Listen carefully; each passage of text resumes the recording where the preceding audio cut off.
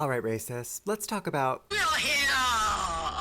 We're here, we're very happy to be here, yes indeed! Racist America has a pathetic hobby, and it's telling fairy tales about the true indigenous people of this land, forgetting that the indigenous Americans have known about their history since childhood. The many stories of how their grandparents were the first to tell them the name of their tribe, how true indigenous Americans from the southeast US hold traditions through family kinship to the matriarchs. Big Mama, or Grandma, has always been the true leader of her tribe.